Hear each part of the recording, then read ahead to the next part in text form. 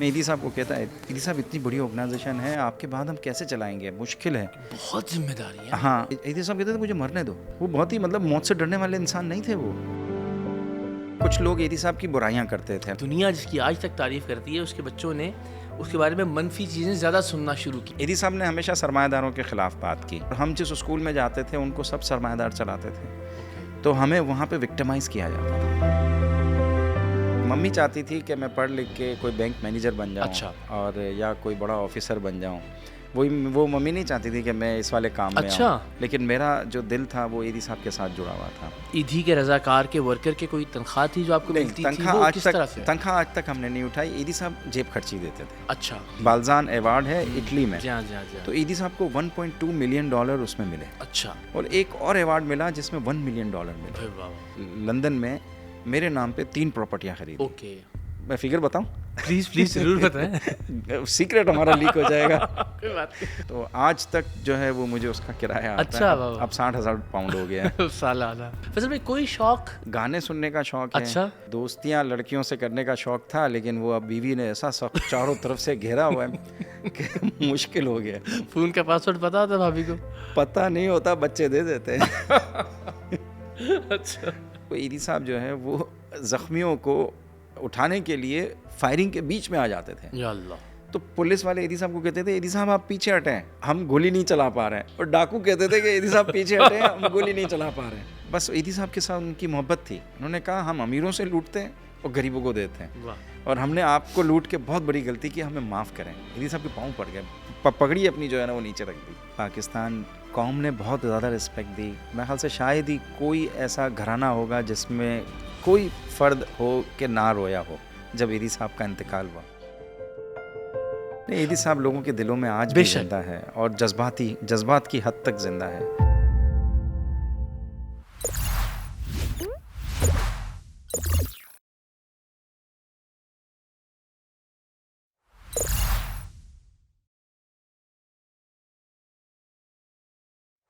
अस्सलाम वालेकुम, मैं इकरारुल हसन और आप ARY पॉडकास्ट देख रहे हैं। कुछ लम्हे बहुत काबिल फ़ख्र होते हैं। मुझे मेरी ज़िंदगी में जो लम्हात हमेशा याद रहेंगे, उनमें से एक लम्हा ऐसा था कि जब हम मीठा दर में जनाब अब्दुल सत्तार ईदी साहब से मुलाकात के लिए हाज़िर हुए, उनसे दुआएं लीं, और उन्हीं काबिल फ़ख्र लम्हात का तसलसल है। आज हमारे साथ फैसल ईदी साहब मौजूद हैं। फैसल भाई, बहुत बहुत शुक्रिया, हमने आपको बहुत तंग किया और बिल आखिर आपने वक्त दिया। आपके वक्त का बहुत बहुत शुक्रिया। हमें अंदाज़ा है कि ज़ाहिर है बिल आखिर काबू में आ गया। जी हाँ, काबू में आ गया। फैसल भाई, बस कुछ यादें ताज़ा करने की कोशिश करेंगे।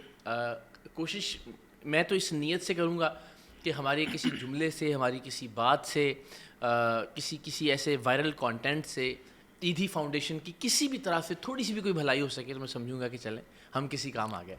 बहुत बहुत शुक्रिया। स्टार्टिंग फ्रॉम आपका बचपन, बिकॉज ये बहुत अहम है। हम वो तमाम लोग जो अपने बचपन से अपनी जवानी तक अब्दुल सत्तार ईदी साहब की शख्सियत के सहर में मुब्तला रहे, आपने उनकी शख्सियत के साए में परवरिश पाई। तो ज़रा वो माहौल डिस्क्राइब कर सकेंगे कि जब आप बड़े हो रहे थे, या बचपन था या लड़कपन था, तो उसमें आपके इर्द गिर्द क्या होता था, क्या बातें होती थीं, क्या नसीहतें मिलती थीं, किन चीज़ों से रोका जाता था, क्या करने को कहा जाता था, वगैरह वगैरह। ईदी साहब कभी किसी चीज़ का मना नहीं करते थे। अच्छा। और ईदी साहब कहते थे कि जो करना करो, खुद तजुर्बा हासिल करो। ये एक बहुत अच्छी चीज़ थी। ये इतनी हिम्मत मेरे में नहीं है, मैं अपने बच्चे को या अपनी बच्चियों को उस पे नहीं छोड़ सकते कि आप। हाँ, नहीं करता। मैं पता नहीं क्यों बहुत ज़्यादा कंजर्वेटिव हो जाता हूँ। कि ईदी साहब में ये आदत थी कि जो करना है करने दो, इसको ये खुद ही सीखेगा। और सीखा मैं, बहुत गलतियाँ की मैंने बचपन। ये तो बड़े होने की बातें हैं। बचपन में ईदी साहब के साथ कम ही वक्त गुजारता था मैं, क्योंकि मैं नानी के घर रहता था। ईदी साहब का अपना घर था नहीं, ईदी साहब दफ्तर में ही रहते थे। तो नानी का जो घर था तो करीब चले जाते थे हर दूसरे तीसरे दिन ईदी साहब से मिलने के लिए। लेकिन हफ्ते में ईदी साहब सिर्फ जुम्मे का दिन छुट्टी का होता था। अच्छा। तो जुम्मे को खाना खाने के लिए दोपहर को आते थे बस। अच्छा। हफ्ते में एक दफ़ा। और फिर सारा वक्त इनका जो है वो दफ्तर में ही गुजरता था। मुलाकात भी होती ईदी साहब से तो दफ्तर में ही होती थी। तो मैं छुट्टी वाले दिन ईदी साहब के पास चले जाता था, या कहीं कोई प्रोग्राम हो तब ईदी साहब से मुलाकात हो, ना तो हफ्ते में 1 या 2 ही मुलाकातें होती थी ज़्यादातर। सही। तो उनकी ये ख्वाहिश होती थी, जिस तरह यानी हर बाप की ये ख्वाहिश होती है कि वो जो भी काम कर रहा है उसमें अपने बच्चे को साथ रखे। उनकी तरफ से कभी आपको ये लगा कि उनकी ये ख्वाहिश है कि वो इस काम में आपको साथ रखें, या कि आप सीखें और कुछ तजुर्बा हासिल? जी बिल्कुल, वो साथ रखते थे। मुख्तलिफ़ इंसिडेंट्स होते थे। जब हम कराची में बड़े हो रहे थे तो यहाँ पे लसानी फसादात बहुत चलते थे। तो जब कोई हालात ख़राब होते किसी जगह के, तो मैं ईदी साहब से मैं ख़ुद रिक्वेस्ट करता कि मैं आपके साथ चलूँगा। अच्छा। तो कभी कभार वो मना कर देते और कभी कभार मुझे लेके चले जाते। तो मैंने कराची के अंदर उन हालात में पथराव देखा है, फायरिंगें सुनी हैं, जब मैं तकरीबन 9 साल का था, 10 साल का था। तो ईदी साहब की एम्बुलेंस में बैठा हुआ हूँ, ईदी साहब एम्बुलेंस चला रहे हैं, ज़ख्मियों को उठाने जा रहे हैं, और जो है वो हंगामों के अंदर हैं। तो मैंने मतलब जलाओ, घेराव, पथराव, फायरिंगें, रेंजर्स, बदतमीज़ियाँ सिक्योरिटी एहलकारों की मैंने सब देखी हैं। मैं जब तकरीबन 10 साल का था तो पैन एम का जहाज़ हाईजैक हुआ था। तो ईदी साहब के साथ ज़िद करके मैं वहाँ पे भी गया। अच्छा। तो मैं ख़ुद भी ज़िद करता था, देखता था ना कि सब जा रहे हैं, इमरजेंसी है, सब वो हैं, तो मैं ईदी साहब को कहता, ईदी साहब मैं चलूँ? तो कभी कभार ईदी साहब कहते थे चलो। तो पैन एम के जहाज़ के वाक़ये में मुझे याद है कि मैं ईदी साहब के साथ गया एयरपोर्ट के अंदर, जो एप्रन वाला इलाका है, जो रनवे वाला इलाका है।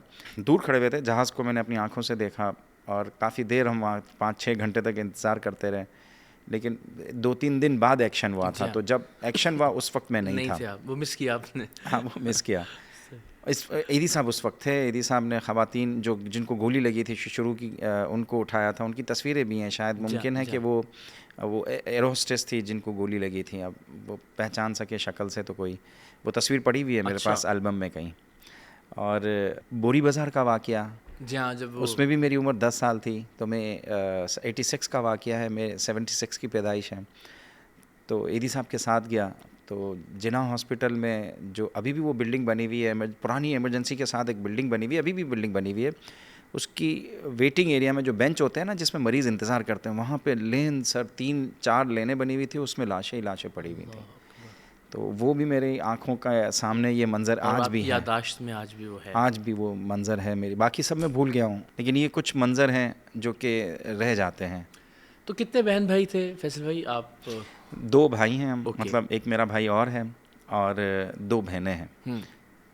तो ईदी साहब का सबसे ताल्लुक़ बच्चों से एक जैसा था, या होता ना कोई ज़्यादा लाडला, कोई ज़्यादा करीब? नहीं, ईदी साहब में फ़र्क नहीं था। ईदी साहब सबको पसंद करते थे। ईदी साहब सबको जो है वो चाहते थे।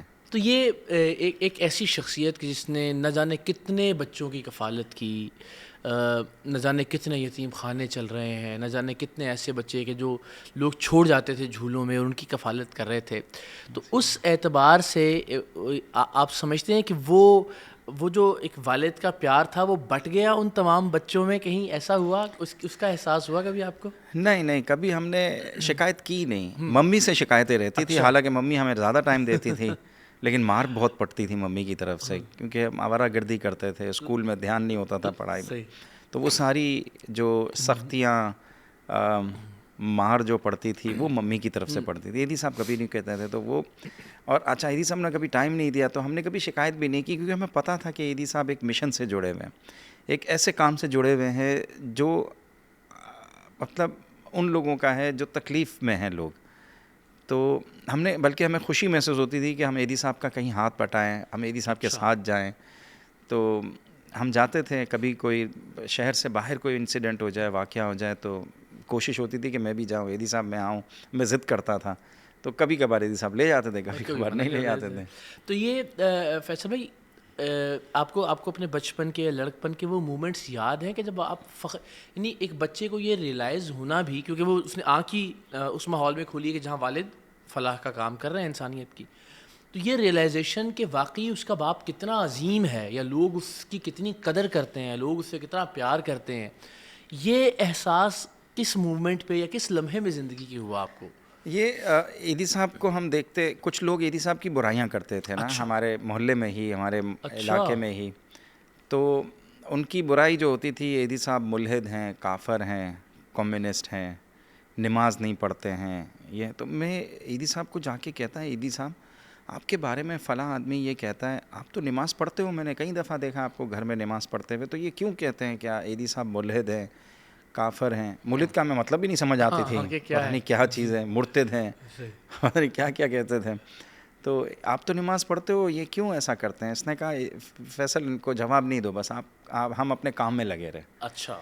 इनको जवाब देंगे, हम इनसे उलझेंगे और अपनी एनर्जी, अपनी तवानाई जो है वो इसमें सर्व करेंगे। बेहतर है कि हम अपनी तवानाई और एनर्जी और अपना टाइम खिदमत में सर्व करें। उनको पलट के जवाब नहीं दो, भले करने दो, वो करते हैं। यानी ये कमाल है कि एक ऐसा अजीम इंसान कि दुनिया जिसकी आज तक तारीफ़ करती है, उसके बच्चों ने उसके बारे में मनफी चीज़ें ज़्यादा सुनना शुरू की बचपन सुनने में। ईदी साहब ने हमेशा सरमायादारों के ख़िलाफ़ बात की। उनका असूली एक असूल था, एक वो लेफ़्ट ज़हनियत के इंसान थे। तो उन्होंने सरमायादारों के हमेशा ख़िलाफ़ बात की, और हम जिस स्कूल में जाते थे उनको सब सरमायादार चलाते थे। ओके। तो हमें वहाँ पे विक्टिमाइज़ किया जाता था। हमें जानबूझ के हमें सज़ाएँ दी जाती थी ज़्यादा। फ़ेल किया गया मुझे एक दफ़ा। अच्छा। हालांकि दुनिया में जो अच्छे स्कूल होते हैं वो कभी भी बच्चों को फ़ेल नहीं करते, ख़ासकर प्राइमरी लेवल में। हमें प्राइमरी लेवल में फ़ेल किया गया। हम कमज़ोर थे, ये नहीं मानता कि मैं कमज़ोर नहीं थे, लेकिन ऐसे कमज़ोर जो बच्चे होते हैं उनको ज़्यादा मेहनत की ज़रूरत होती है टीचर्स की तरफ से। हौसला शिकनी नहीं होनी चाहिए उनकी। हाँ, तो मैं इस हक़ का हिमायती हूँ, मतलब मैं इस बात का हिमायती हूँ कि प्राइमरी सेक्शन में कभी भी बच्चों को फ़ेल नहीं होना चाहिए, कभी भी नहीं होना चाहिए। उससे उनकी कमज़ोरियों पे काम करना चाहिए उनको। अगर कोई बच्चा कमज़ोर है तो आपको टीचर को ज़्यादा मेहनत करनी चाहिए उसकी कमज़ोरी दूर करने के लिए, और टीचर्स ट्रेनिंग्स होनी चाहिए ताकि बच्चे को वो आइडेंटिफाई कर सके कि बच्चा अगर कमज़ोर है तो क्या लैकिंग है उस बच्चे के अंदर, ज़हनी है, मेंटल लैकिंग्स हैं, कोई घर में कोई इश्यूज़ हैं, तो वो उसको सॉल्व करे, रिजॉल्व करे और बच्चे को जो है वो आगे ले जाए। लेकिन यहाँ तो विक्टिमाइजेशन थी आपके ख्याल में? विक्टिमाइजेशन थी। इसकी वजह ये थी कि ईदी साहब सेठों के ख़िलाफ़ बोलते हैं, और वो स्कूल जो है ना वो सेठ चला रहे थे। है तो कम्युनिटी लेवल का था, सही। लेकिन चला सेठ रहे थे, क्योंकि चंदा कम्युनिटी में जो देते थे वो सेठ देते थे। तो उन्होंने हमें विक्टिमाइज़ किया, उसकी वजह से हम डिसहार्ट होते थे। और फिर मैं दूसरी खैर चलती हैं ये चीज़ें तो साथ साथ। लेकिन वही बात कि ये एहसास कि आप अब्दुस सत्तार ईदी की औलाद हैं, ज़ाहिर है ख़ामियाँ, तनक़ीद, बुराइयाँ वो मुआशरे का हिस्सा है, लेकिन बतौर मजमूई ये रियलाइजेशन थी कि आप कितनी अजीम शख्सियत के साथ वाबस्ता है, या आपका नाम कितनी अजीम शख्सियत के साथ जुड़ा हुआ है। मैं एक दफ़ा मुझे मेरी मम्मी ने, मैं तकरीबन यही उम्र थी, 9 साल की होंगी मेरी उम्र, तो मेरी मम्मी ने मुझे एक दफ़ा, हम बैठे हुए थे सुकून से, तो कहा, बेटा ये जो गाड़ियां हैं हमारे, इतने सारे इर्द गिर्द नौकर हैं, काम कर रहे हैं, हम जैसा कहते हैं वैसा करते हैं, ये हमारा नहीं है। मैंने कहा, क्या मतलब हमारा नहीं है? मम्मी ने कहा कि बेटा मैं तुम्हें इसलिए कह रही हूँ कि ये अमानत है हमारे पास, ये हमारी ज़ाती मलकियत नहीं है। ये कभी भी तुम नहीं सोचना कि ये हमारी ज़ाती चीज़ें हैं, ये हमारी ज़ाती चीज़ें हैं। हम अमानतदार हैं, हमें एक मकाम मिला हुआ है, उस मकाम पे हम काम कर रहे हैं, हम खिदमत कर रहे हैं। ये जहन में कभी भी नहीं सोचना कि ये हमारी मलकियत है। तो वो बात मेरे जहन में बैठ गई, और यही बातें मैंने अपने बच्चों से कही। अच्छा। यही बात, और इसका रिज़ल्ट माशाल्लाह से अच्छा आया। मेरे बच्चे कभी भी ज़ाती ओनर्स पे, मतलब इनको ऐसा फील नहीं होता। हम बिलोंग करते हैं इस ऑर्गेनाइजेशन से, हम इसके साथ जुड़े हुए हैं, लेकिन हम इसको ज़ाती मलकियत नहीं समझते हैं। हम इसको नहीं समझते, और हमारी शऊरी तौर पे हम इसके मालिक नहीं हैं, और लीगली भी नहीं है मालिक। तो ये हमारी ज़िम्मेदारी है, हमें इस पे काम करना है, हर चीज़ को समझ के चलाना है, सेविंग्स करनी है, ज़ाया होने से बचानी है चीज़ें। तो प्लानिंग में हमारी यही होती हैं कि ज़्यादा से ज़्यादा लोगों को फ़ायदा हो, और कम से कम वसाइल खर्च हो। कम से कम वसाइल खर्च हो। तो कंजूस तो हैं हम। ईदी साहब भी थे। अच्छा। और मुझ पे मेरा बेटा लेबल लगाता है, पापा कंजूस है, कभी कोई चीज़। कंजूस थे? कंजूस थे, हाँ, घर के हवाले से तो बहुत कंजूस थे। अच्छा, तो ये सवाल भी यही था कि आपका जो बचपन था उसमें कोई महरूमिया फाइनेंशियल, जिस तरह बच्चों का खिलौना नहीं मिला, यहाँ पे घूमने जाना है वहाँ घूमने नहीं जा सके, इस स्कूल में जाना है ऐसा बैग चाहिए, इस किस्म की कोई चीज़ें थी जो बंदिशें, या इस मामले में ज़रा थोड़ा सा सहूलत? नहीं, चीज़ें नहीं दिलवाते थे हमें। अच्छा। खिलौने महंगे वाले जो खिलौने हो वो नहीं मिलेंगे। हम साइकिल चाहिए थी तो साइकिल नहीं दिलवाते थे, तो हम क्या करते, फिर किराए की साइकिलें चलाते थे। और 1-2 दफ़ा तो एक्सीडेंट हो गया किराए की साइकिलों पे। तो मेरे साथ भी हुआ, मेरे कज़न्स के साथ भी हुआ। तो फिर हम उससे डर जाते थे कि घर में पता चलेगा कि साइकिल चलाई है तो मार अलग पड़ेगी। और फिर और वो साइकिल वाले के पैसे भी देने होते होंगे पैसे भी देने होते थे, तो फंसते थे और पैसे भी देने पड़ते थे और मार भी पड़ती थी। तो 2-3 दफ़ा इस तरह का वाक़या हुआ। तो ये आपकी तालीम के हवाले से फैसल भाई आते हैं और फिर ज़रा मौजूदा जो ईदी की सूरत हाल है ईदी फाउंडेशन की, उस पर भी बात करेंगे।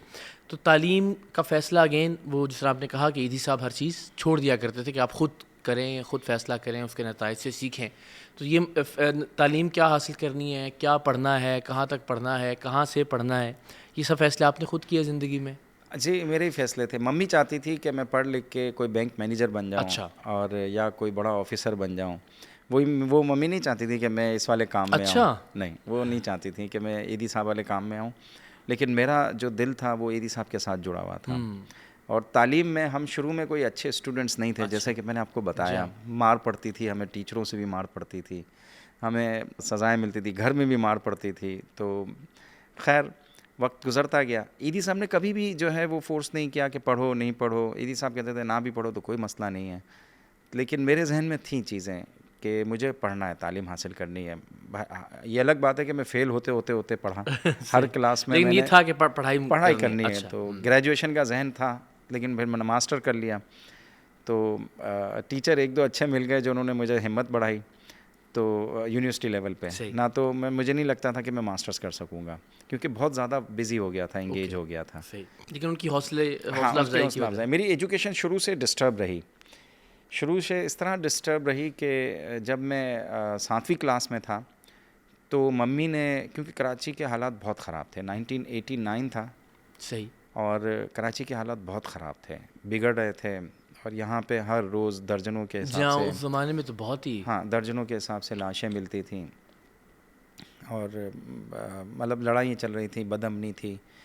तो मम्मी, अच्छा, ईदी साहब जो है वो मकामी जो पॉलिटिकल पार्टियां थीं उनको पसंद नहीं करते थे। जी हाँ, बल्कि उनसे चपकलिश रहती थी आमतौर पे खालों के मामले में और बाकी मुख्तलिफ़ चीज़ों में। तो ईदी साहब बयानात भी देते थे उनके ख़िलाफ़, डरते भी नहीं थे बाज़। तो मम्मी कहती थी कि आप इनके ख़िलाफ़ बोलते हो, इनसे लड़ते हो, इनके फ़ोन आते हैं, इनकी कोई बात नहीं मानते हो आप। इनके फ़ोन आते थे कि आप ये हमारा काम करो, आप ये हमारा। ईदी साहब कहते थे भाई मैं नहीं करूँगा, बिल्कुल से आपसे जो होता है कर लो। तो वो मम्मी बहुत डरती थी कि ये मार देंगे, हमारे बच्चों को मार देंगे। तो मम्मी को उन्होंने कहा कि मैं क्या कर सकता हूँ, मेरा असूल है, मुझे अपनी ज़िंदगी इसी तरह गुजारनी है और मैं उनका इंटरफेरेंस को नहीं बर्दाश्त करूँगा मेरी ऑर्गेनाइजेशन के अंदर। फिर जो है मम्मी ने लड़ाई ज़िद करके फिर एक फ़ैमिली से बात की अमेरिका में। फैमिली थी मम्मी के पास, पहले हमारे ही सेंटर पे डॉक्टर थी वो अमेरिका सेटल हो गई थी। डॉक्टर सरफराज नाम था, अभी भी हयात हैं वो। तो उनको भी मैं अम्मी कहता हूँ।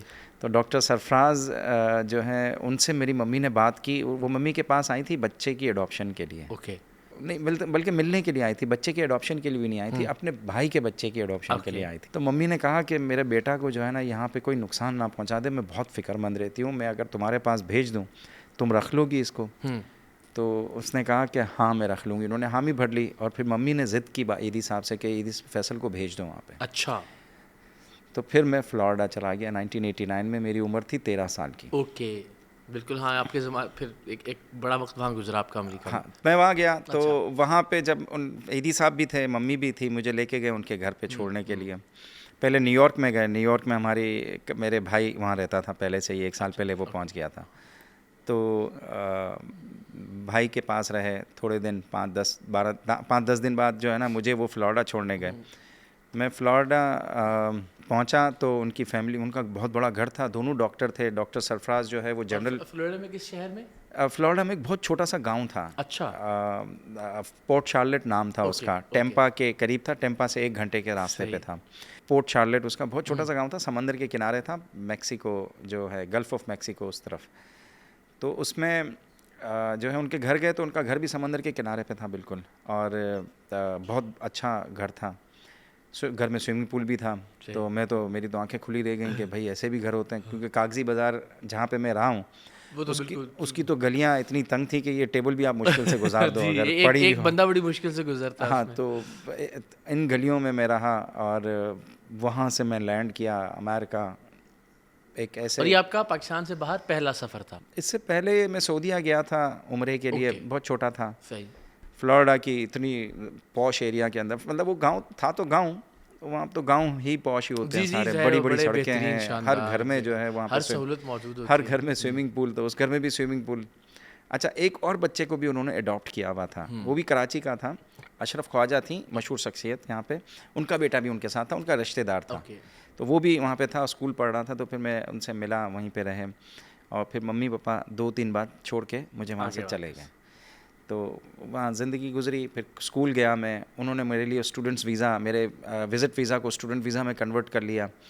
तो फिर स्कूल शुरू हुई, स्कूल में जो है वो इतना फ़र्क था ज़मीन आसमान का जहाँ। तालीम में इतना फ़र्क था कि पहले उन्होंने मुझे 7वीं क्लास में बिठाया, क्योंकि मैं 7वीं क्लास से आया था, लेकिन मेरी इंग्लिश कमज़ोर थी, तो प्रिंसिपल ने फ़ैसला किया कि टीचरों के साथ मिलके कि इसको एक क्लास नीचे ले जाते हैं 6th क्लास में, और फिर अगर इसने परफॉर्म किया तो इसको जंप दे के आगे कर लेंगे।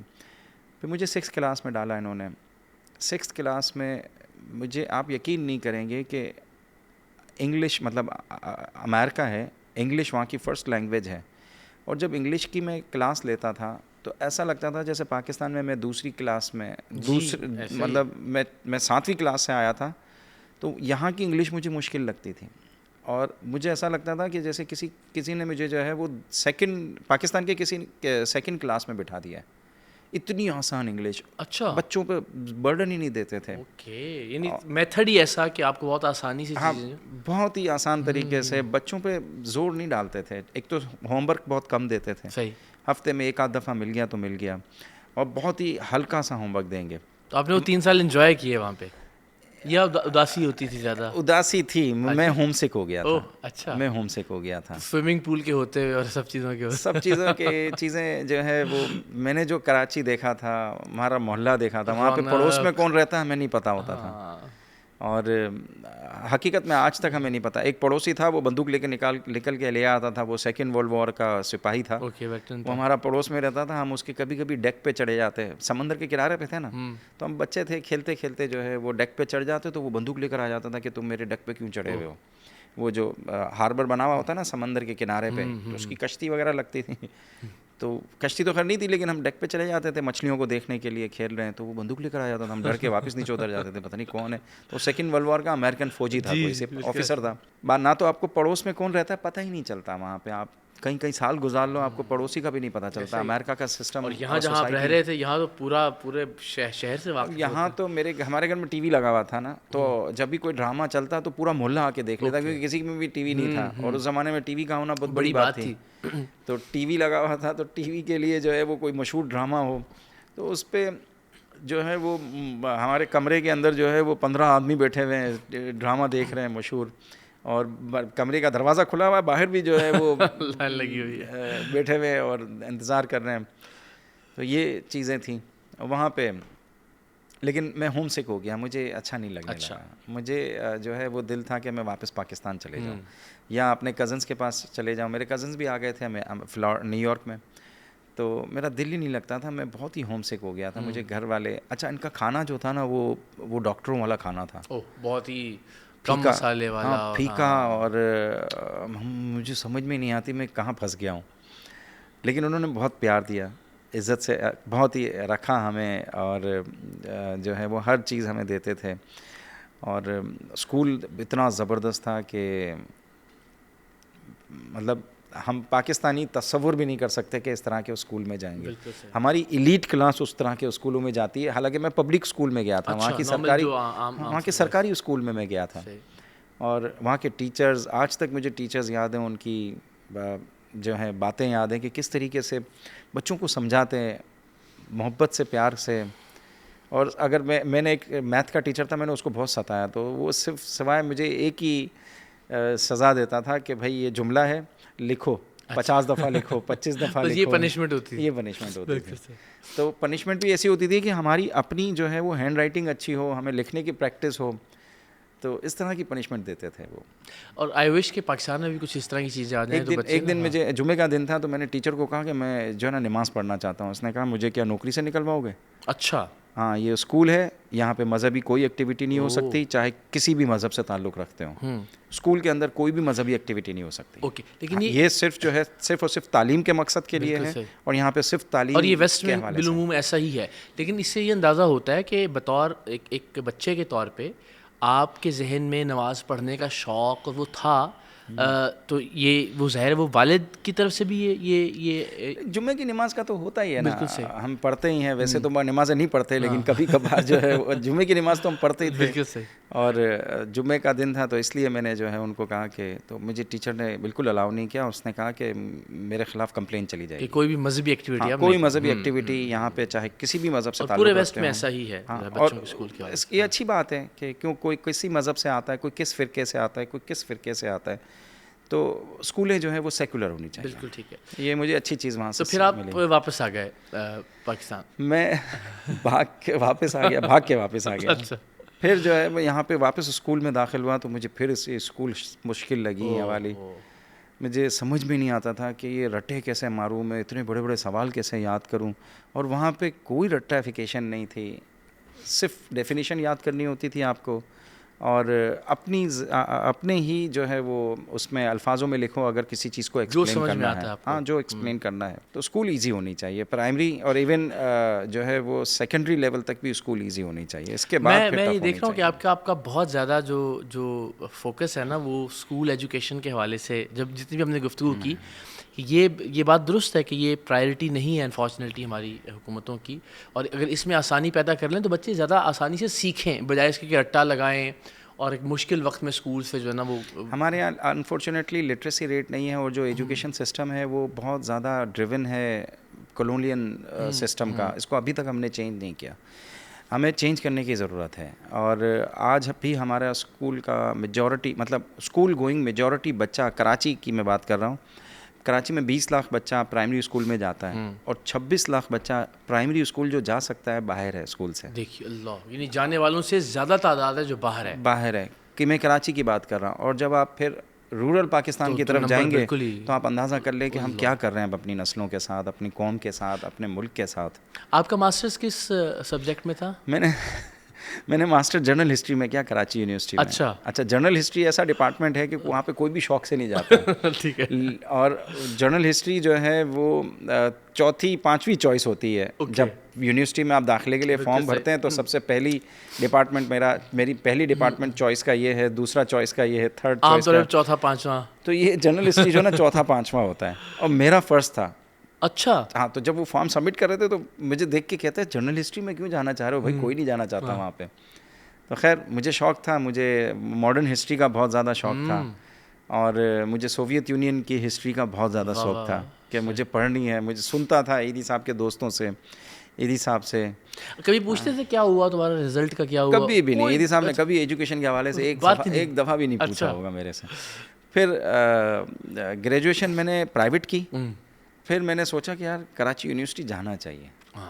फिर मैंने कराची यूनिवर्सिटी में जर्नल हिस्ट्री एक माहौल वहाँ की लर्निंग सुना है। ईदी साहब के जो प्रोफेसर दोस्त आते थे और स्टूडेंट्स जो जाते थे उनसे सुनते थे कि एक बहुत ज़बरदस्त माहौल होता है वहाँ पे, और मैंने जो है वो फ़ैसला कर लिया कि मैं जाता हूँ। अच्छा, मेरी शादी हो चुकी थी। जब मैं यूनिवर्सिटी में दाखिल हुआ तो मेरी शादी हो चुकी थी, मेरे 2 बच्चे थे। अच्छा, हाँ, ये इंटरेस्टिंग है। 2 बच्चे थे, और जो है वो फिर जनरल हिस्ट्री में मैंने दाखिला लिया। मैंने किसी को नहीं बताया था कि मैं ईदी का बेटा लेकिन अभी बड़ा इंपॉर्टेंट मामला हम ज़रा स्किप करके गुजर गए। अगर आप बात करना चाहें तो शादी आपने अपनी मर्ज़ी से की या उसमें? नहीं, हाँ, ज़बरदस्ती। अच्छा, ज़बरदस्ती। मैं चाहता नहीं था कि शादी हो। मेरी उम्र 19 साल की उम्र थी जब मेरी शादी हुई। तो मैं चाहता था कि नहीं, मुझे पहले पढ़ने दो, 3-4 साल मुझे दो, इसके बाद जो है वो मुझे। तो ये ज़बरदस्ती ईदी साहब की तरफ से की? नहीं, मम्मी की तरफ से। मम्मी को हार्ट अटैक आ गया था मुझे डराने के लिए, हकीकत में नहीं आया था। और फिर सारे घर वाले जमा हैं कि अगर मेरी माँ को, मेरी बहनें कह रही हैं अगर मेरी माँ को कुछ भी हो गया ना, इसके ज़िम्मेदार तुम हो। मैंने कहा यार मैंने क्या किया, मैंने तो कुछ नहीं किया। क्यों नहीं कर लेते तुम शादी, क्यों इस तरह जो है ना तुम टाइम ज़ाया कर रहे हो। मैंने कहा 19 साल की उम्र है, अब मैं क्या करूँ। तो फिर इन्होंने कहा एक रिश्ता आया, 2-3 रिश्ते देखे, फिर रिश्ता आया ईदी साहब के दोस्त के घर से। अच्छा। तो दोनों तरफ से हाँ हो गई। तो मैं कहता था मैं मना कर दूंगा, मैं नहीं करूंगा, तो फिर वही प्रेशर हार्ट अटैक वाला कि अल्लाह रहम करे, हाँ कुछ ये हो जाए। फैसल आया, मेरा दिल दर्द हो रहा है, इसको बोलो चले जाए कोई बात ही नहीं करने दे, मुझे घर कमरे से ही निकाल दे मम्मी तो खैर ये इनकी चाल थी, मुझे थोड़ी पता था अच्छा, आपको सीरियसली लग रहा था कि दिल का मसला हो हाँ गया? वो था भी, मम्मी का चल भी रहा था, तो लेकिन मुझ पे उन्होंने रख के जो है इसका फ़ायदा उठाया, ओके।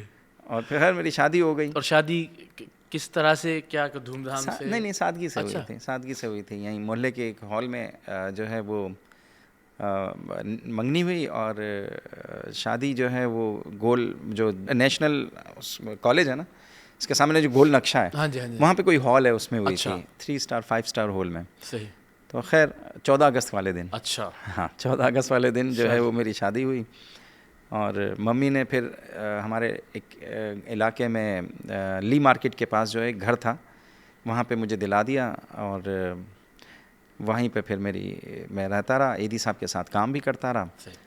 और साथ ही साथ जो है वो तो फैसल भाई, उस ज़माने में जब आप ज़ाहिर काम कर रहे थे तो कुछ अखराजात की भी ज़रूरत होती है, तो वो क्या बतौर ईदी के रज़ाकार के वर्कर के कोई तनख्वाह थी जो आपको नहीं, मिलती थी? वो किस तरह से? तनख्वाह आज तक हमने नहीं उठाई, ईदी साहब जेब खर्ची देते थे। अच्छा। और इन्हीं दिनों के अंदर जब मैं कॉलेज में आ गया तो वक्त गुजर गया था, मेरी शादी जब हुई ना, तो ईदी साहब को 2 जगहों से अवार्ड मिले। एक जगह से बालजान जो है जी, वो जी, जी। बालजान अवार्ड है इटली में, जी हाँ, जी हाँ, जी हाँ। तो ईदी साहब को $1.2 मिलियन उसमें मिले, अच्छा। बालजान अवार्ड में। बिल्कुल सही। और एक और अवार्ड मिला जिसमें $1 मिलियन मिले। भाई वाह वाह। तो ईदी साहब ने कहा कि ईदी साहब ने जो है ये जगह, ये जाके पैसा इन्वेस्ट किया लंदन में, मेरे नाम पे 3 प्रॉपर्टियाँ खरीदी। ओके। तो ज़ाहिर है ये जो इनकम थी जो अवार्ड के तौर पर, वो उनकी ज़ाती वो आमदन थी। ज़ाती हाँ, आमदनी बिल्कुल थी। ठीक है। तो ओके। उससे 3 प्रॉपर्टियाँ खरीदी उस ज़माने में, कि उस वक्त मसला भी चल रहा था ऑर्गेनाइजेशन के अंदर, और ईदी साहब को इस्टेब्लिश भी करना था और अपने आप को इन करना था। तो कह रहे थे कि मैं 3 प्रॉपर्टियाँ खरीदी, और उसमें ईदी फाउंडेशन खोला, एक में, और 2 में बल्कि खोला, और एक जो है वो किराए पे चढ़ा दी। ओके। एक किराए पे चढ़ा दी, छोटी थी, उसको इतना किराया नहीं आता था, और वो किराया भी ईदी फाउंडेशन में आता था। फिर कुछ अरसे के बाद मैंने ईदी साहब को बोला, ईदी साहब मेरी शादी हो गई है, तकरीबन 10 साल बाद अच्छा। मेरी शादी हो गई है, और बच्चे हैं, खर्चा है सारा। खर्चा है, और हमारे वैसे ही खर्चे कम है, लेकिन खर्चे तो हैं। हाँ। और जो है वो आप मुझे बताओ मैं क्या करूं। तो फिर मैंने ईदी साहब को कहा कि हमारी एक प्रॉपर्टी है, अगर आप कहें मेरे नाम पर, हाँ। आप कहें तो मैं उसको किराए पे दे देता हूँ। तो ईदी साहब ने कहा ठीक है, किराए पे दे दो। वो बंद पड़ी हुई थी काफ़ी अरसे से प्रॉपर्टी, तो किराए पे दी। तो वो मैं फिगर बताऊँ? प्लीज़ ज़रूर बताएं। सीक्रेट हमारा लीक हो जाएगा। कोई बात नहीं। $50,000 पे सालाना वो जगह किराए पे दे दी। अच्छा। और वहाँ पे सेंसबेरी करके कोई, सेंसबरी जो उनकी वो टेस्को और हाँ सेंसबरी, सेंसबेरी करके कोई वो है सुपर स्टोर कैश है, and carry super super store है, स्टोर जी है। हाँ। तो वो छोटा वाला सेंसबेरी वहाँ पे खुल गया। अच्छा, सेंसबरी लोकल। सेंसबेरी लोकल, जी हाँ। तो आज तक जो है वो मुझे उसका किराया आता अच्छा, है। वाह, वाह। अब £60,000 हो गया है। सालाना। हर साल मुझे वहाँ पे 6-7 हज़ार 8 हज़ार पाउंड टैक्स देना पड़ता है। ओके, उसका वो कट जाता होगा। हाँ, टैक्स नहीं देना पड़ता है, इनकम टैक्स। अच्छा, ओके। कटता नहीं है, मुझे देना पड़ता है। आपको फाइल करना पड़ता है। हाँ, मुझे फाइल करना अच्छा, पड़ता है। तो ये वही प्रॉपर्टी थी जो अवार्ड्स के रेफरेंस से ईदी साहब ने ली हुई थी। और ये मैंने तकरीबन 13 साल बाद ईदी साहब को बोला, ईदी साहब मुझे इनकम करने दो, एक हाथ को तो मुझे देने दो, ताकि जो है घर के, तो उससे अच्छा खासी हमारी इनकम हुई। लेकिन मैंने खर्च नहीं किया, मैंने अपने बच्चों को भी अयाश नहीं किया, जेब मतलब फरावानी से जो है ना पैसे नहीं दिए। और मेरी बीवी माशाल्लाह से, उसने मेरा हमेशा साथ दिया। उसने भी कभी जो है ना डिमांड नहीं की। लड़ाई होती थी, मैं घर में खर्चा भी कम देता था, तो देता नहीं है। तो सही, बच्चे आपको सही कंजूस कहते हैं इसका मतलब।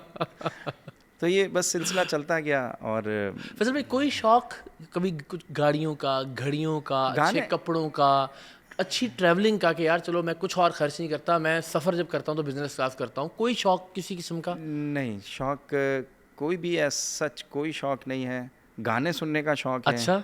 हाँ, और दोस्तियां लड़कियों से करने का शौक था, लेकिन वो अब बीवी ने ऐसा सब चारों तरफ से घेरा हुआ है कि मुश्किल हो गया। फ़ोन का पासवर्ड पता होता भाभी को? हाँ, पता नहीं होता, बच्चे दे देते हैं। अच्छा, सही। तो सिर्फ ये मामला जो है ये दोस्तियां करने तक ही रहा, या कोई शादियां करने का भी आपने? नहीं, शादी अच्छा। जो है वो अब मुझे घर भी जाना है अच्छा, भाई। ये बात सुबह घर तो चलो नहीं जाऊंगा, लेकिन सुबह मेरी बीवी ऑफिस आएगी मेरे साथ काम हाँ, करने के लिए। फिर तो मुश्किल है, फिर हम आपको मुश्किल में नहीं डालते। हम आ जाते हैं अब हालिया ईदी फाउंडेशन के उस पे।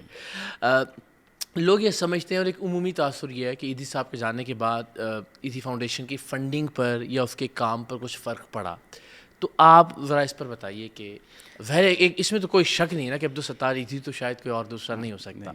तो ज़ाहिर उनकी उनकी शख्सियत के उठ जाने के बाद क्या मसाइल रहे, क्या मुश्किलात थीं, वो मुश्किलात अब कम हुई या बढ़ रही हैं? ज़रा प्लीज़। ईदी साहब का जाना ही सबसे मुश्किल मरला था हमारे लिए।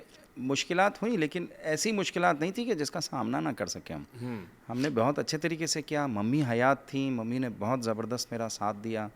मेरी वाइफ ने जो है वो मेरा बहुत साथ दिया।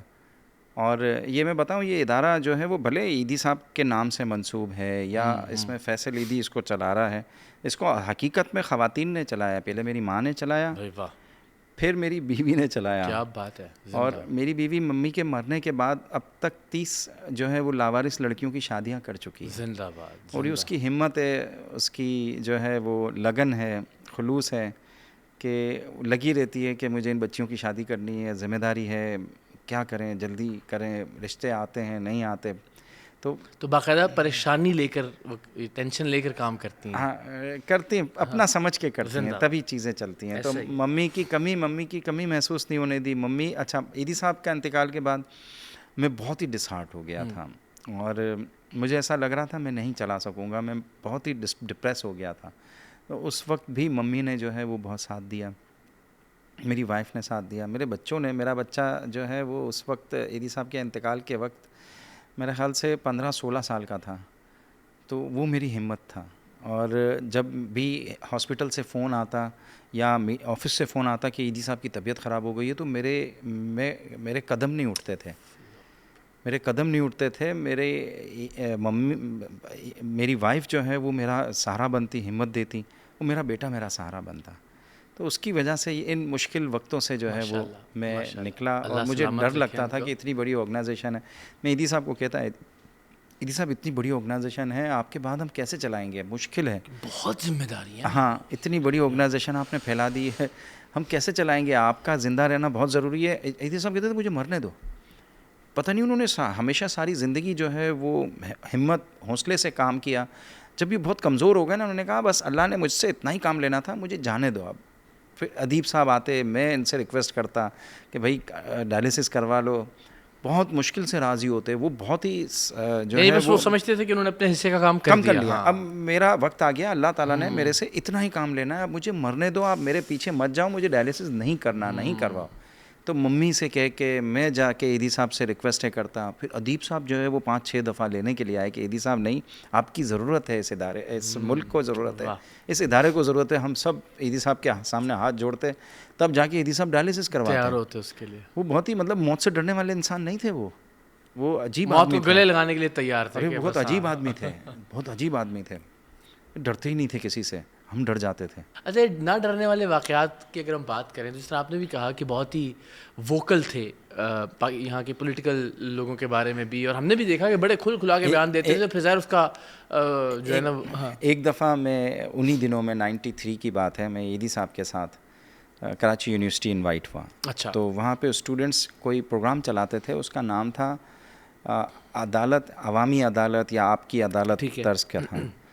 तो पहली सफ़ में मैं बैठा हुआ था, ईदी साहब भी बैठे हुए थे। तो ईदी साहब से पहले अंसार बर्नी को बुलाया गया, उनसे जो है वो तल्ख़ सवालात करते, 3-4 जज बैठे हुए होते, वो इतने तल्ख़ सवालात करते। उनका सेशन ख़त्म हो गया, फ़ातिमा सुरैया भजिया को बुलाया गया, उनसे सख्त सवालात किए, सेशन ख़त्म हो गया। फिर ईदी साहब को बुलाया। ईदी साहब आखिरी कंटेस्ट जो है वो कैंडिडेट थे आपकी अदालत, कटहरे में आ गए, कटहरे में खड़े हुए। अच्छा, ईदी साहब, मैं नीचे में ऑडियंस में बैठा हुआ था, ईदी साहब मेरे बराबर में बैठे हुए थे, फ्रंट लाइन में। जब नाम अनाउंस किया तो स्टूडेंट्स ने ऊपर चले गए। अच्छा, वो इतना खौफ, अच्छा, ईदी साहब से उन्होंने सवालात करना शुरू कर दिए। तो ईदी साहब जो है वो उन लड़कों से उलझ गए। अच्छा, हाँ, उलझ गए और संजीदा हो गया मामला। अरे वो बहुत ही संजीदा हो गया और वो प्रोग्राम बंद हो गया, प्रोग्राम बंद करना पड़ा उनको। और ईदी साहब से उन्होंने जो है वो बहुत ही नेगेटिव सवालात करना शुरू कर दिए, और ईदी साहब ने जो है वो उनको शुरू में जवाब दिए, लेकिन फिर बाद में ईदी साहब बहुत गुस्से में आ गए कि तुम लोगों को पीलिया हो गया है, तुम एक ही निगाह से जो है वो सबको देखते हो, ऐसा कुछ नहीं है, जो है वो हमारे इदारे के ख़िलाफ़ जो बातें हो रही हैं वैसे कुछ भी नहीं है, और हमारे ऊपर जो इल्ज़ामात लगते हैं इसमें कोई सदाकत सच्चाई नहीं है। अच्छा, तो ये नहीं इतना संजीदा हो गया मामला कि आपको वाकई ख़तरा महसूस होने लगा कि कुछ हो जाएगा? मैं तो इतना खौफज़दा था कि हमें नहीं पता था कि ये जो है वो ये जो प्रोग्राम है इसके पीछे कोई पॉलिटिकल जो है वो मोटिव है या पॉलिटिकल कोई पार्टी है, तो हमें अंदाज़ा नहीं था। लेकिन ईदी साहब बहुत उलझ गए, और ईदी साहब खड़े हो जाते थे जज्बात में और कहते थे कि तुम लोगों को पीलिया हो गया है, तुम लोगों को एक ही चीज़ नज़र आती है और वो खामियां नज़र आती है इंसानियत के कामों में। उफ वो दिन। अच्छा, इस तरफ के जो 3 4 5 जजेस थे वो भी जज्बाती थे, पॉलिटिकल बिलोंगिंग थी उनकी, और लड़के थे, यंग थे, तो पॉलिटिकल जज्बाती थे। और फिर जो है ना फातिमा सुरैया भजिया ने पहले उनको डांटती रही कि ईदी साहब से मत उलझो, फिर खड़ी हुई हैं अपनी सीट से, वो भी स्टेज पे बैठी हुई थी, वो अपनी सीट से खड़ी हुई हैं और इन लड़कों को डांटा है और उनसे माइक छीन के फेंका है। उन्होंने कहा ईदी साहब से कोई बदतमीज़ी नहीं, कोई बात नहीं, प्रोग्राम ख़त्म। और उसी वक्त वो प्रोग्राम ख़त्म हो गया और शोर शराबा। अच्छा, ये हम तस्वर नहीं कर सकते कि ईदी साहब गुस्सा भी करते होंगे? बहुत जज्बाती इंसान थे ईदी साहब, बहुत जज्बाती इंसान थे। और मुझे तो इतना खौफ आ गया था कि आप मुझे काटो तो खून ना निकले, और मुझे ऐसा लग रहा था बस अभी थोड़ी देर में जो है वो गोलियां चलेंगी, वहाँ ईदी साहब पड़े हुए होंगे, यहाँ मैं पड़ा हुआ। वो दौर भी ऐसा था ना कि जाहिर था, वो हालात ही ऐसे थे, रोज़ाना दर्जनों की हिसाब से लाशें मिलती थी और लड़ाइयाँ चल रही थी और पूरा शहर डिवाइडेड था और इतना खून खराबा। तो खैर फिर प्रोग्राम बिल्कुल फातिमा सुरैया भजिया ने ख़त्म कर दिया। उन्होंने कहा प्रोग्राम नहीं चलेगा। वो खड़ी हो गई स्टेज पे, माइक्स फेंक दिए उनके, और ईदी साहब से माफ़ी मांगी कि ईदी साहब को कहा कि ईदी साहब लड़के जज्बाती हैं, इनको माफ़ कर दो। तो ईदी साहब फिर ठंडे हुए, क्योंकि ईदी साहब फातिमा सुरैया भजिया की बहुत इज्जत करते थे, क्योंकि वो प्रोग्रेसिव राइटर सही, वो प्रोग्रेसिव राइटर थी, तरक्की पसंद थी, और ईदी साहब भी तरक्की पसंद है। तो उस हिसाब से जो है ना ईदी साहब एहतराम का ताल्लुक, बहुत एहतराम का ताल्लुक था। एक तरफ तो ज़ाहिर ये नेगेटिविटी थी लोगों के जहनों में और तनकीद और मुख्तलिफ सवालात भी। दूसरी तरफ इस तरह के वाक़यात भी फैसल भाई कि डाकू लूटने के लिए आते हैं और ईदी साहब का चेहरा, ये सिर्फ महज कहानियाँ हैं या हकीकत से इनका कोई ताल्लुक है? ज़रा बताइए ना, एक्सप्लेन कीजिए ना। एक दफ़ा गुलशन इकबाल के इलाके से ईदी साहब सोराबगोट से गुलशन अपना मीठादर की तरफ आ रहे थे। अच्छा। शाम का वक्त था और बैंक में डकैती पड़ गई। तो ईदी साहब जो है वो गोलियों की आवाज़ें सुनी ईदी साहब ने, पुलिस का और इनका आमना सामना मुकाबला हो रहा था, पुलिस आ गई थी, वहाँ पे डकैती पड़ रही थी। तो ईदी साहब जो है वो गोलियों की आवाज़ें सुनी, तो ईदी साहब ने डाइवर्ट किया, गाड़ी उस तरफ लेके गए जहाँ से गोलियों की आवाज़ें आ रही थी। तो वहाँ पे ज़ख्मी लोग कुछ पड़े हुए थे, गाड़ियाँ मंगवा ली वायरलेस पे। तो जो ज़ख्मी पड़े हुए थे ईदी साहब उनको शिफ्ट करने लगे। तो जब गोलियाँ चल रही हैं, इस तरफ पुलिस है, इस तरफ जो है वो डाकू हैं, ईदी साहब को बीच में नहीं जाना चाहिए ना। तो मैं उस वक्त नहीं था मौजूद, लेकिन मुझे ईदी साहब ने भी ये मुझे वाक़या बताया, और मुझे एक मैनेजर, उस बैंक का जो मैनेजर था वो ईदी साहब के मरने के बाद आया था ताज़ियत के लिए। तो उसने कहा मैं चशमदीद गवाह हूँ इस बात का कि जो है वो ईदी साहब जो है वो ज़ख्मियों को उठाने के लिए फायरिंग के बीच में आ जाते थे। या अल्लाह। तो पुलिस वाले ईदी साहब को कहते थे ईदी साहब आप पीछे हटें, हम गोली नहीं चला पा रहे हैं, और डाकू कहते थे कि ईदी साहब पीछे हटें, हम गोली नहीं चला पा रहे हैं। तो उन दोनों की परवाह ना करते हुए ईदी साहब कोई ज़ख्मी हो जाए तो और ये तो मेरे ख्याल हमेशा, ये तो हमने बहुत बार सुना कि फायरिंग के बीच में से ज़ख्मियों को निकाला उन्होंने और मदद की ईदी साहब ने अपनी परवाह ना करते हुए। मतलब इंसान थे, जुनूनी इंसान थे, अपने पैशन, अपने काम से इनको जुनून की हद तक मोहब्बत थी, और शायद वो मोहब्बत हम में भी आए, थोड़ी बहुत है, लेकिन इतनी जुनून की हद तक नहीं है कि जैसा जज्बाती। लेकिन हो जाता हूँ मैं भी कभी-कभी। वो क्या मामला हुआ था कि जब किसी ने पहचान लिया? मम्मी के साथ किसी जो है वो बच्ची एक मर गई थी टीबी से सिविल हॉस्पिटल में, तो उनके पास पैसे नहीं थे। तो मम्मी को ईदी साहब ने आके कहा कि ये वार्ड से आया है फ़ोन और पैसे नहीं हैं, तो क्या करें? तो ईदी साहब ने कहा चलो हम खुद ही छोड़ने चले जाते हैं इनको। ये मैं 80s की बात है, लेट 80s की बात है। ईदी साहब मम्मी के साथ जा रहे थे। उस बच्ची को बहुत ही इंतहाई गरीब ख़ानदान था, और टीबी तो जो है वो गरीबों की बीमारी है, ये तो अमीरों को होती नहीं है। तो जो है वो लेके जा रहे थे और रास्ते में जो है वो अभी एग्जैक्ट इलाका मुझे याद नहीं है कौन सा था, लेकिन अप नॉर्थ सिंध के अंदर अच्छा। जो है वो रोक लिया और लूटमार कर रहे थे कि पैसे हैं जितने भी हैं अमीरों, जो भी बड़ी गाड़ी देखते तो लूटमार कर रहे थे। तो एम्बुलेंस देखी उन्होंने, अंधेरा था तो इन्होंने वो नहीं किया, पहचाना नहीं, ना एम्बुलेंस पहचानी ना जो है वो गाड़ी है। हाँ। गाड़ी है, बस लूटना शुरू कर दिया। ईदी साहब से कुछ पैसे वैसे जेब में पड़े हुए थे वो छीन लिए।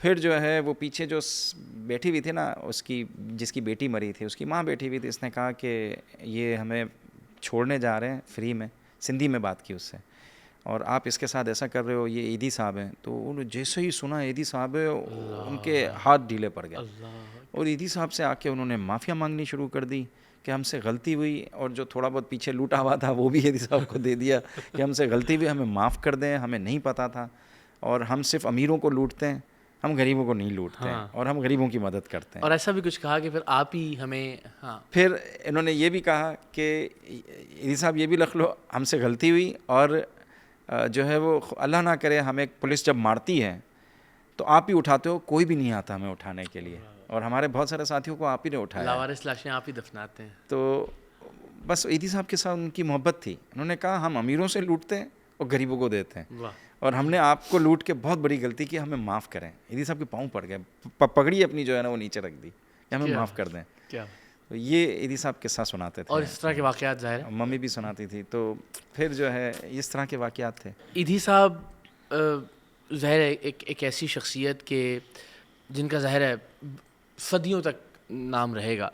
आपको ये सोचकर कभी तकलीफ़ होती है कि जो due respect as a nation दी जानी चाहिए थी, आप उससे मुतमईन हैं, या आपको लगता है नहीं, मुझे ज़ाती तौर पर लगता है कि शायद एक शाहराह का नाम उनके नाम पर कर देना या कोई एक सड़क उनके नाम पर कर देना ये शायद काफ़ी नहीं है। कोई इदारा, कोई यूनिवर्सिटी, कोई लेगेसी रियासत की सतह पर, स्टेट की सतह पर मुझे ज़ाती तौर पर मिसिंग लगती है। आप इस बारे में क्या समझते हैं? नहीं, इस रिस्पेक्ट दी पाकिस्तान कौम ने, बहुत ज़्यादा रिस्पेक्ट दी। मेरे ख्याल से शायद ही कोई ऐसा घराना होगा जिसमें कोई फ़र्द हो कि ना रोया हो जब ईदी साहब का इंतकाल हुआ, और पूरी कौम जो है वो अफसुर्दा थी। और हम तो थे, हमें अंदाज़ा नहीं था, लेकिन बाद में हमें पता चला चीज़ों का। और मोहब्बत की लोगों ने, रियासत ने भी अपना जो है वो निभाया, और नाम किए लोगों ने अपनी अपनी सतहों पे चीज़ें, सड़क नाम की, और जो है वो कुछ नाराज़गियाँ भी थी सियासतदानों की, तो वो थोड़े से अफसुर्दा थे, मतलब उन्होंने ज़्यादा ध्यान नहीं दिया। लेकिन एक मुझे फ़ोन आया, ये कौन है पंजाब में जो प्रोग्राम करते हैं, उस वक्त क्रिकेट बोर्ड के बड़े थे वो, नजम सेठी साहब। नजम सेठी साहब का मुझे फ़ोन आया, उनके किसी कुलीग का, खातून का, कि हमने ये फ़ैसला किया है कि ये जो स्टेडियम है कज़ाफ़ी स्टेडियम, ये हम ईदी साहब के नाम कर रहे हैं। अच्छा। तो मैंने उनको जो है वो मैसेज आया, और वो उन्होंने कहा कि हम चाह रहे हैं कि आप आएँ इस प्रोग्राम में, ईदी साहब की तख्ती लगाएंगे, हम ईदी साहब के नाम करेंगे। तो इन्होंने कराची का जो हॉकी स्टेडियम है उन्होंने किया, ओके, तो ईदी साहब के नाम किया। हॉकी नेशनल स्टेडियम था जो जिन्ना हॉस्पिटल के सामने है। बिल्कुल ठीक है। मैंने उनसे फिर रिक्वेस्ट की कि नहीं, ईदी साहब कज़ाफ़ी साहब से बहुत मोहब्बत करते थे। अच्छा। और मुझे अच्छा नहीं लगेगा, और ईदी साहब की रूह को भी, साहब का नाम हटा के, हाँ, मुझे भी अच्छा नहीं लगेगा, और ईदी साहब की भी रूह को अच्छा नहीं लगेगा कि आप मोहम्मद कज़ाफ़ी, जिसने पाकिस्तान के एटम बम बनने की सबसे पहली मदद की और हौसला दिया पाकिस्तान को कि एटम बम बनाए, मुसलमानों की इसकी नीड है, उस शख्स का नाम हम चेंज करें, और मुझसे बर्दाश्त नहीं होगा, और मैं आऊँगा भी नहीं। अच्छा। तो उन्होंने फिर ये फ़ैसला तर्क कर लिया, और अभी पिछले दिनों जो है वो इसको फिर कायदे आज़म स्टेडियम का नाम बल्कि दिया है। हमने एक मुहिम भी चलाई इसमें कि जो इस्लामाबाद का एयरपोर्ट है, जो नया एयरपोर्ट है, वो सुना था मैंने। जी हाँ, वो इस्लामाबाद इंटरनेशनल एयरपोर्ट उसका नाम है, उसका नाम ईदी साहब के नाम पर होना चाहिए था। वल्लाहु आलम ज़ाहिर हुकूमत की क्या उसमें रही होंगी, लेकिन कोई एक ऐसी बैनुल अक़वामी सतह की चीज़ को ज़रूर ईदी साहब से मंसूब होना चाहिए कि जो रहती दुनिया तक उनके नाम को ज़िंदा रखे। ईदी साहब लोगों के दिलों में आज भी ज़िंदा है, और जज्बात की हद तक ज़िंदा है, और मुझसे लड़ते हैं कि तुम इदारे को सही नहीं चला रहे, तुम्हें चलाना चाहिए। मैं कहता हूँ भाई सही चला रहा हूँ, मैं पैसे नहीं खर्च करता हूँ, इसलिए हम टीवी पे कम नज़र आते हैं। ये बात पे ज़रा बात करते हैं ना। हाँ, मैं टीवी पे हम इसलिए कम नज़र आते हैं कि हर जगह करप्शन हो चुकी है।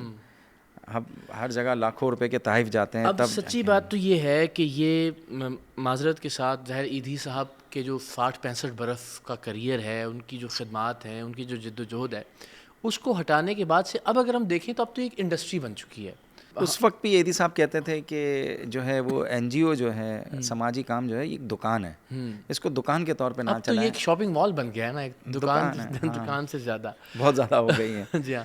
तो तो अब तो ये कि ये ज़ाहिर इसका एक बजट होता है, मार्केटिंग का बजट है। करोड़ों रुपया बजट होता है ईदी एक एक फाउंडेशन इस प्रोजेक्ट के सिलसिले में ऊपर। कुछ नहीं कर रही? नहीं, हम नहीं करते। हमसे आप मीडिया का हिस्सा है ना, जी हाँ। आपको आप बजट पे, आप जो है वो एडवर्टाइजमेंट पे चलते हैं, जी आपका इदारा। लेकिन कभी आप अपने मीडिया के मालकान से पूछ लें कि सवाल ही कभी पैदा हमने नहीं। एडवर्टाइजमेंट के लिए पैसे दिए सवाल ही हो। पैदा ये नहीं। आपकी मोहब्बत है कि आप हमें बुलाते हैं जी अपने हाँ, प्रोग्रामों में। जी हाँ। हाँ, तो हमने कभी भी पैसा नहीं खर्च किया, और कंजूस हैं इस मामले में हम बहुत, क्योंकि हमें पैसा मिलता है फलाह के लिए, खिदमत के लिए। बिल्कुल सही। अगर हम पैसा इस पे खर्च करेंगे ना, तो हमारा दिल मुतमईन नहीं होता। ईदी साहब का भी नहीं होता था, मेरा भी नहीं होता। अभी और अब बच्चों को भी मैंने ट्रेन कर लिया। वो शुरू में लेकर आते थे, नहीं पापा फला ऑर्गेनाइजेशन सोशल इतना मीडिया पे ज़्यादा जो करना है है, वो हाँ, जो है वो नज़र आती है, वो पैसे देते हैं, वो इसको पैसे देते हैं, उसको मैंने कहा जाने दो, हम काम से दिखाएंगे। हम काम करते रहें, भले वो मंजर पे रहें, वक्त आएगा। तो अभी जो जो तरीका है फंड रेजिंग का, एक तो एक वो लोग जो जुड़े हुए हैं ज़ाहिर पहले से वो करते होंगे, और फैसल भाई क्या तरीके हैं कि जिनके ज़रिए अतियात आते हैं ईदी फाउंडेशन को? क्योंकि अब हम देख रहे हैं बिल्कुल जिद्दत आती जा रही है, लोग टेलीविज़न पर फंड रेजिंग करते हैं, लोग इवेंट्स करते हैं बरतानिया में, अमेरिका में, दुनिया के मुख्तलिफ ममालिक में। तो ईदी फाउंडेशन क्या कर रही है फ़ंड रेजिंग के लिए? ज़ाहिर पैसों की ज़रूरत फंड तो है। रेजिंग हमारा बस सिंपल सा तरीका होता है। हम रमज़ान में अपील करते हैं पाकिस्तानी कम्युनिटी से, और बहुत पाकिस्तान में तो हम क्लासिफाइड अखबारों के अंदर छोटी सी ऐड देते हैं बस। अच्छा। और बैनर लगा देते हैं हमारे सेंटरों के बाहर, बस वही है। सही। और बरतानिया अमेरिका के अंदर आप लोगों का ARY चैनल है, और दूसरा एक आपका मुखालिफ चैनल है, उसका नाम लूँगा तो लीजिए, कोई बात नहीं, ज़ाहिर अच्छे काम में सबका जियो नाम वाले लीजिए। हैं। हाँ। इन दोनों का नेटवर्क है, इन दोनों को हम एडवर्टाइजमेंट देते हैं, क्योंकि पाकिस्तानी कम्युनिटी वहाँ पे फैली हुई है। हाँ। बरतानिया में, तो अमेरिका वहाँ में। कहीं एक जगह मैसेज नहीं। तो हाँ। उस रमज़ान के महीने में हम उनको थोड़े से पैसे देते हैं, वो बहुत मामूली देते हैं, तो वो हमारी एडवर्टाइजमेंट चलाते हैं। और पता नहीं शायद हम पैसे कम लेके हमारी एडवर्टाइजमेंट ज़्यादा चलाते हैं। मोहब्बत है ईदी साहब से। अपना रोल भी प्ले करते हैं। हाँ, अपना रोल भी प्ले करते हैं। तो ये बस एक छोटा सा हम करते हैं, बाकी हमारे जेब से पैसा नहीं निकलता एडवर्टाइजमेंट के लिए, आप लोगों के लिए या आपके मालकान के लिए। बहुत अच्छी बात है। लेकिन क्या जितना मैसिव ऑपरेशन है ईथी का मुल्क भर में, उसके अकॉर्डिंगली कहीं कभी कोई दिक्कत आई कि पैसे कम हों और ज़रूरियात ज़्यादा हों, या अल्लाह की मेहरबानी से मामला ठीक चल रहा है? मामला चलते हैं। हमारी ऑर्गेनाइजेशन देखें, डिज़ास्टर्स में जो है वो हम पूरे रिसोर्सेज तो हम अपने नहीं लगा सकते, लेकिन हम लगाते हैं, और हम पूरी ताकत लगा के काम करते हैं। कोई भी बड़ा डिज़ास्टर आ जाए, सही। सिंध बलूचिस्तान और पंजाब में जो सैलाब आया था, ये भी 2002 का, 2022 वाला, ये मैसिव डिज़ास्टर था। ये मेरी ज़िंदगी का है, इससे पहले भी बड़े डिज़ास्टर्स आए हैं, लेकिन ये डिज़ास्टर अपनी नौयत का पहला था। इसने तबाही 1-2 दिन के अंदर मचाई थी।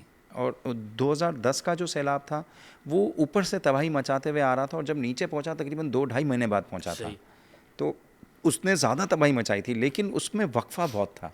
इसमें वक्फा नहीं था, तेज़ी से हुआ। 1-2 दिन के अंदर ऐसी बारिशें हुई हैं पंजाब और सिंध की सरहदों पे, और अपर सिंध में, मिडिल सिंध में, इवन लोअर सिंध में, कि पूरा सिंध, बलूचिस्तान का एक बहुत बड़ा हिस्सा, सदर्न पंजाब का एक बहुत बड़ा हिस्सा जो है, उसकी आबादी एकदम से 1-2 दिन के अंदर जो है वो मुतासिर हुई है। और ऐसे मामलात में रियासतें भी जो है वो कुछ नहीं कर पाती, क्योंकि 1-2 दिन के अंदर 5-7 करोड़ आदमी अगर आपका मुतासिर हो जाए, तो आप ज़ाहिर है एक बार तो हिल के रह जाता सारा मामला। 1-2 दिन में आप कुछ भी नहीं कर सकते। अगर वक्फे से होना, जैसे 2010 में आया था, तो आप करते जाते हैं, प्लानिंग होती है, आपको पता है कि अगली डिस्ट्रिक्ट ये है, अब इस डिस्ट्रिक्ट के अंदर हमें ये चीज़ें करनी है, प्लानिंग का भी टाइम नहीं मिलता। सही। ये बहुत ही ख़तरनाक था। इसमें लोगों की मैंने बहुत बुरी हालत देखी, और हमारे जो सप्लाई चेन होती है ना, वो एकदम से नहीं बनती है, टाइम लगता है सप्लाई चेन। एग्जैक्टली, आपने वहाँ ज़ख़ीरा करना है, कहीं वहाँ से फिर पहुँचाना है, और मामला एक जगह से लेना है, दूसरी जगह पहुँचाना है, फिर डिस्ट्रीब्यूट करना है।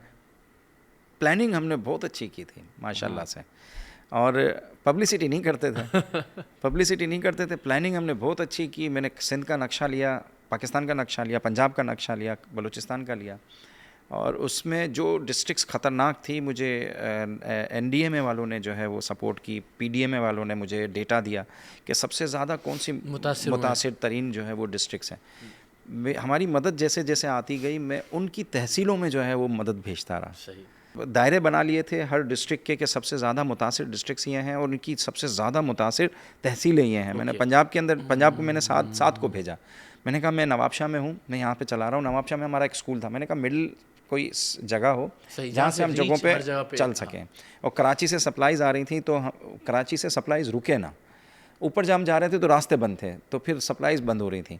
खैर इसमें हर तहसील लेवल पे, सब डिस्ट्रिक्ट लेवल पे जो है, मैंने डिस्ट्रिक्ट लेवल पे नहीं गया, पूरी दुनिया डिस्ट्रिक्ट लेवल पे काम कर रही थी, लेकिन आप बिल्कुल जो है वो, मैं तहसील लेवल पे गया और डिस्ट्रिक्ट लेवल पे भी गया, ऐसा नहीं है डिस्ट्रिक्ट लेवल पे काम नहीं किया।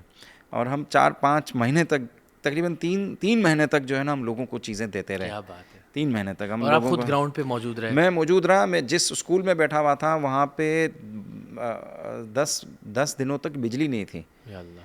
और मच्छर इतने, अल्लाह ने हमें मेरे दोनों बेटों को डेंगू हुआ, 7 को भी डेंगू हुआ, मेरा मूसा आया था उसको लाड़काना में डेंगू हुआ। अल्लाह महफूज रखे। हाँ, लाड़काना में डेंगू हुआ, मुझे अल्लाह ने महफूज रखा, मुझसे काम लेना था शायद। तो ये बच्चे आजकल के डिजिटल मीडिया के दौर के बच्चे हैं, ये आपसे इसरार नहीं करते कि हम कोई फेसबुक पे, कोई टिकटॉक पे, कोई यहाँ वहाँ? काफ़ी अरसे से कर रहे हैं, घर में लड़ाई चलती है, पापा आप हमें पैसे नहीं देते हो, हमें करने दो, हमें ये करने दो। फिर भी ये लड़ा के मेरे से जो थोड़े बहुत पैसे ले जाते हैं उसमें काम करते हैं, ये थोड़ा सा सोशल मीडिया करते हैं। हाँ। वेबसाइट हम अपनी सही नहीं बनने देता, मैं कहता हूँ क्या ज़रूरत है लाखों रुपए देने की। तो अब वेबसाइट पे भी काम कर रहे हैं। अब उनको जो सपोर्ट मिल जाती है ना, बाहर से मिल जाती है एज ए डोनर।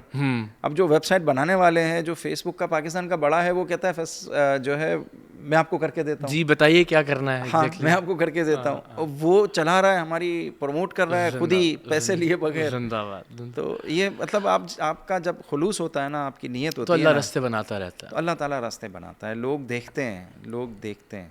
फैसल भाई बहुत अच्छा लगा। आई होप कि और कुछ घंटे हों हमारे पास और हम ऐसे ही बात करते रहें। लेकिन ये बहुत ज़रूरी था कि आपकी शख्सियत के बारे में आप क्या सोचते हैं, आपका तर्ज़ फ़िक्र क्या है, ईदी फाउंडेशन को आगे लेकर चलने के हवाले से आपका विज़न क्या है, इस पर थोड़ी सी ज़रा बात हो। अभी चूँकि रमज़ानुल मुबारक है तो मेरी दरख्वास्त होगी, हम फिर पीछे पड़ जाएंगे आपके, कि आपके साथ 1 या 2 नशिस्तें इंशाल्लाह हमारी और हों, रमज़ान के सेट पर भी और इसके अलावा मुख्तलिफ प्रोग्राम्स में भी। बहुत बहुत शुक्रिया आपकी तशरीफ़ आवरी का। आपका बहुत बहुत शुक्रिया, आपने हमें टाइम दिया।